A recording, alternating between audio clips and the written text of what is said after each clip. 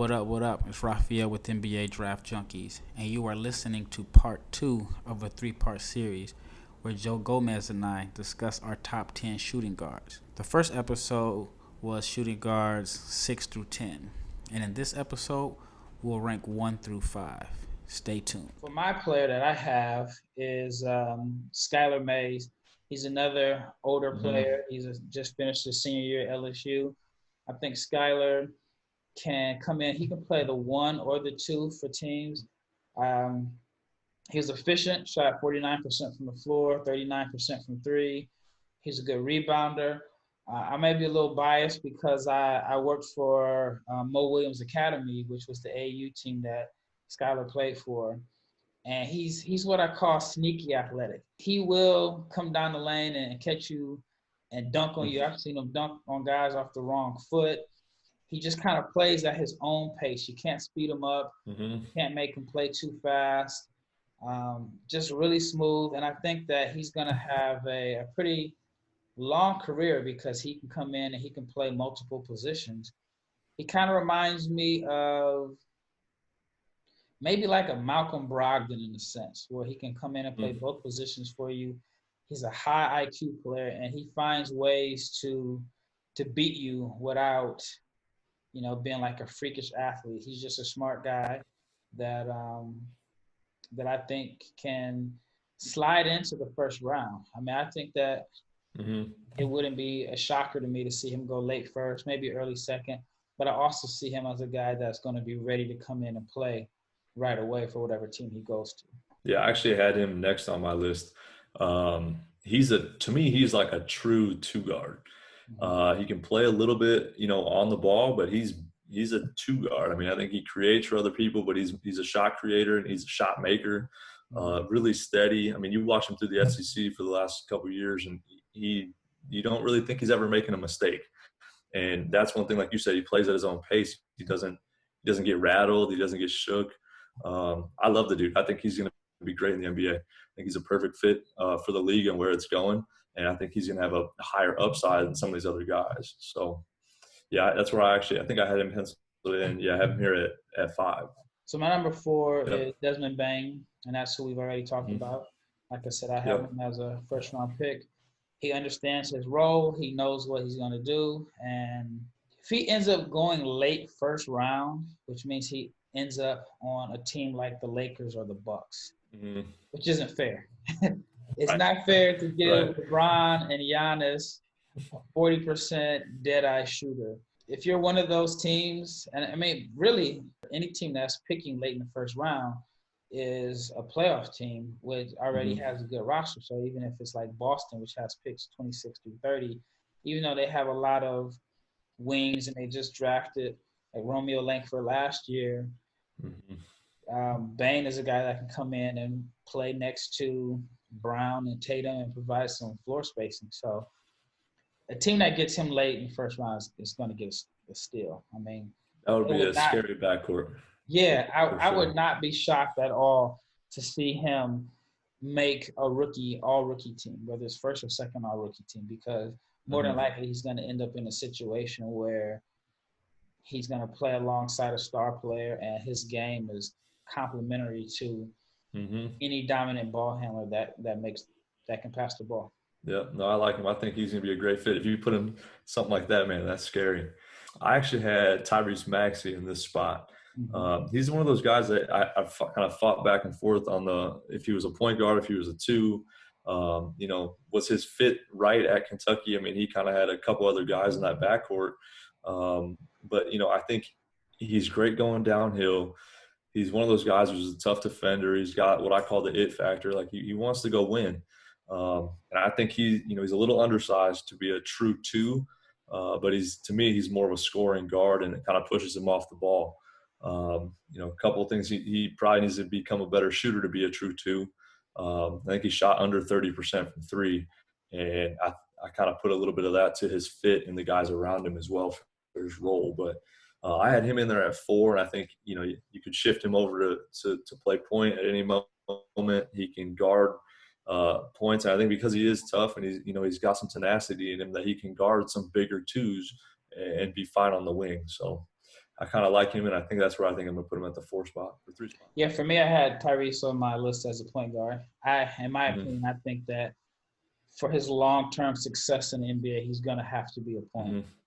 And if he has to play 2, then you end up having to put him in the right situation with the right big point guard, which I don't know if he's – I don't know. It would just be a special fit for him. I mean, there's not too many big point guards that are natural point guards that – I don't know. I just think that in order for him to be really successful, he's going to have to play the one. Unless you put him with like Alonzo Ball type. If he ends up being like a dynamic scorer, then you can put a Michael Carter-Williams on the floor next to him, or something like that. Even though they're in the same draft class and they probably won't play together, but like a Tyrese Halliburton complements Tyrese Maxey, where they can play off of each other. But there's not a lot of those guys available. Like Lonzo's one, LaMelo's one, Tyrese is one. 2 of those guys are in the same draft. But he could possibly end up in a situation like New Orleans, just based off of how the draft may end up shaking out. So, I mean, that's not a bad pick. And I have seen Tyrese on a lot of lists as a shooting guard. I think one of the major – I can't remember which one it was, but one of the major draft sites has him projected as a shooting guard. On number 3 on my list is another Dallas guy. Tyrese is from Dallas, but on my list is Jahmi'Us Ramsey. And I'm kind of tempted to even move him up a little bit. I had a chance to watch him work out a few days ago, and he looked great. He didn't look like he took any time off. He looks like he's been working on his game, his body. I had questions about his outside shot. Even though he shot a high percentage, his free throw percentage was a little low for a guy that shot such a high percentage. And it's actually the exact opposite of Tyrese Maxey, because Maxey shot a high free throw percentage, but his three-point percentage was below 30%, which I think Tyrese is a better shooter than his numbers. But coming in, I thought Ramsey wasn't as good a shooter as his numbers. And I think it's because coming in to his freshman year of college, I kind of had him in a box as this hard-nosed, aggressive, downhill, athletic slasher. But, man, did he prove me wrong. I mean, he shooting threes off the catch, off the dribble. And then just watching him play last week in a workout, he was knocking down threes. Now, his shot is a little bit different. It's a little inconsistent once he steps inside the arc. It's kind of weird. Like it's like an effortless flick when he's shooting threes. But when he's shooting free throws or pull-up jumpers, the mechanics are a little bit different. But I think that can be fixed, and that's something that can be changed. I think his shot selection can get a little wild at times because he's so aggressive. But that's kind of what you're buying into is, him being like a dog, like his toughness and his aggressiveness. But so that's why I have Jahmi'Us Ramsey number 3 on my list. Yep. So I have RJ Hampton at 3 on mine. I think you had him at a point in yours.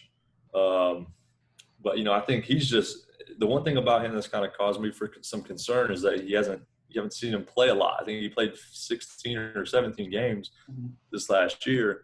But, he's super athletic, fast in transition. I think he's a good passer. He really does create for his teammates. And the numbers, I didn't really look at the numbers. I more so watched the tape to see what I thought about him, just because he has a limited sample size, and it's really hard to get a good feel for how his game is just by looking at how his numbers are. But, I think that he's going to have some time to grow. So for him being in the right situation where he's got a veteran, another veteran point guard or another veteran playmaker around him, to kind of show him the ropes, because I think he's going to have, a tough rookie year. But I think his upside is great and his intangibles are there. As a shooter, he does have a little bit of a kind of a herky-jerky. It's not very fluid. But I think he's got the size and the intangibles to have a high upside. And I actually have RJ on my list as a 2. So I had a chance to watch his workout, like a private workout, a little more than a month ago. He has changed his shot. So when his normal shot, his elbow was out and it wasn't consistent. But one of the things that he has been working on is more so of a 90-degree angle, and he's kind of changed like the mechanics on the shot. Now it's kind of easy to do that in workouts, but I just wonder, like, is he gonna go back to his old form during games once he gets comfortable? But I figure if he just keeps putting in the work like he has been doing, then his shot will improve. But you're right, there is a small sample size. Same with LaMelo. I mean, they played less than, I don't know, I think LaMelo may have played 12 games. RJ may have played 16. And then even with Wiseman, he only played 3. So you have 3 guys that are potential lottery picks that combined play less than a college season. Right. So that's tough for scouts to evaluate, especially with RJ, because by him only playing, you know, the amount of games that he played, on top of the fact that he was in Australia, I don't think a lot of teams had the opportunity to see him live, and they also won't get a chance to see him work out live because of everything that's going on. So he could be tough for teams to evaluate. I had the opportunity to actually go to New Zealand and watch him live.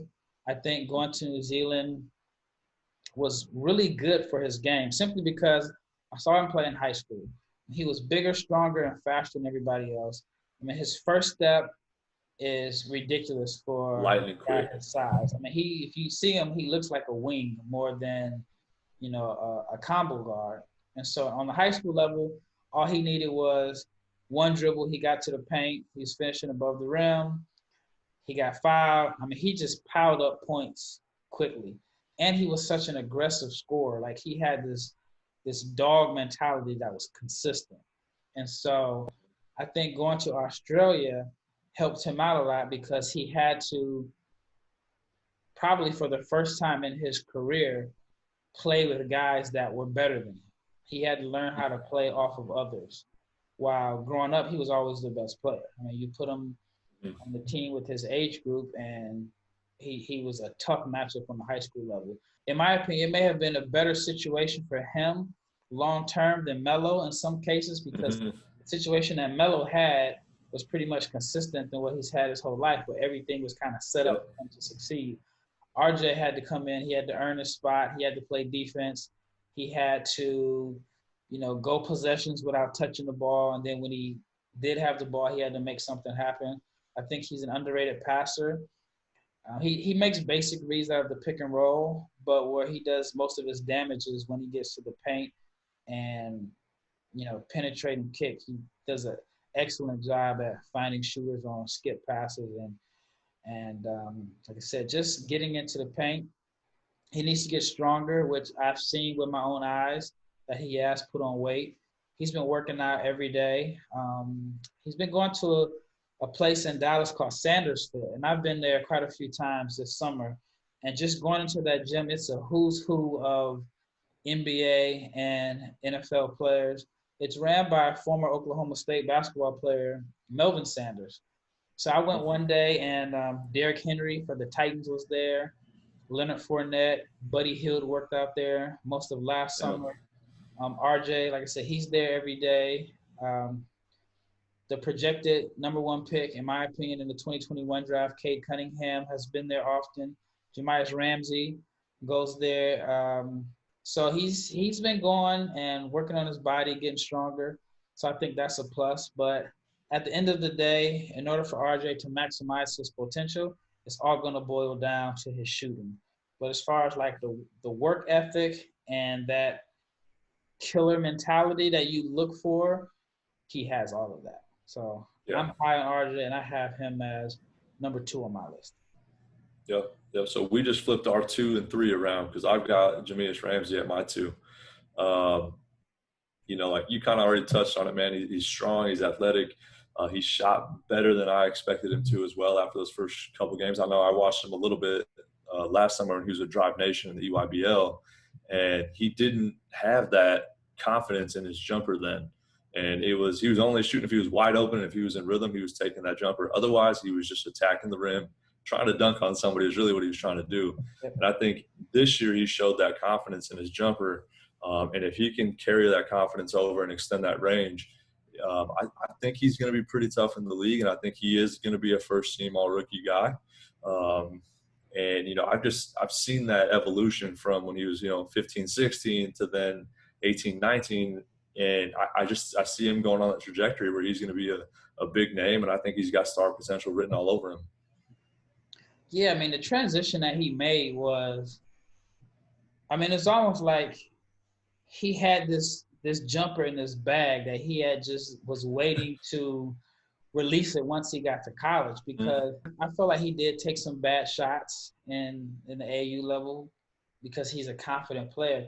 But the way he was coming off screens and pulling up and shooting threes, like he was really shooting threes like he came into college basketball with the reputation as one of the best shooters in the country. Yeah. So you got the guys that came into college with the reputation as a shooter, or even guys that like shot great their freshman year, like we mentioned earlier in this podcast. He outshot all of them, and he did it on quite a few attempts. I mean, if I'm not mistaken, he shot over 5 threes a game. So it wasn't like he was getting just open shots or he was, going 1 for 2 every game. No, he was putting them up, man. He was shooting some difficult shots. So he was definitely one of the biggest surprises in college basketball this season to me, especially as a shooter. Yep, I agree with you, man, for sure. So we had number 1 here, which I think we're both probably going to have the same dude here. Anthony Edwards was my number 1. I'm critical of his game, though. I think that he's got a long way to still go. His shot selection to me is obviously he's at Georgia and he doesn't have a whole lot of help with him. So part of it is just the nature of the environment that he's in and what he's got to try to carry the load. I think his biggest issue coming to the league is going to be the shot selection and his taking care of the basketball. I watched Georgia a few times this year and got to see that he just maybe tries to make that extra. He doesn't make the simple pass. He tries to make, kind of a highlight pass, or, a lot of that has to be attributed to being a freshman and being young, but I think he's got to really work on those things, but regardless, he's to me the best catch and shoot guy in this draft. He's explosive, gets to the rim, he finishes, and he makes tough shots, and if you're making tough shots in the SEC as a freshman, that type of stuff will translate into the NBA. And all your shots are tough in the league. So I think he has the true upside for the league, and with his size and everything to be a great player in this league. But I just think that he's got to kind of clean up some of those things that he's got, from shot selection to the turnovers. Either way, he's still the most powerful, explosive guard in this draft, and that's why I had him here number 1. Yeah, one thing that he does is pass the eye test. Just you watch how he moves and just his frame, how athletic he is, and just even like when he misses and takes bad shots, you still can watch, just like everything I said, the eye test, and figure like with the right coaching and development and some maturity that he can be special. Yep. He can be really special. Yep. He showed flashes in the Michigan State game where he just caught fire and felt like he was just knocking everything down. He has the ability to shoot off the dribble and create his own shot, good handles, footwork. His shot selection is a little shaky. I feel like he settles for way too many pull-up jumpers. Even though if you look at his numbers on paper, it says he got to the free throw line a significant amount of times, but it just makes me wonder, like, could he get there more? And then there are some times where you question, like, does he have that next level competitive fire, like dog mentality? Because again, if he has a mismatch on him, sometimes he'll settle for the pull-up as opposed to using his strength and punishing who's ever in front of him, because he has the body type to do it. His shot looks good. Just the mechanics of it. And I like him. I just think that he has just a lot of room to grow. And he's probably been unfairly picked apart just because of how high he was projected. And coming into the year, he was number 1 or number 2 on a lot of people's lists. And then I think now he's got to a point where he's so high that you're hearing more people talk about his weaknesses than his strengths. Right. but the kid can play. I mean, like I say, the talent is there. Yeah, I think there's a pretty good gap between him and the rest of the field. But I think the biggest place that he can take over is defensively, man. I mean, you talked about his athleticism, his frame, his strength. I think if he buys in on that end of the floor, he's got the tools to be an all-NBA defensive guy. And I think that's something where he has the biggest room of growth on the defensive end.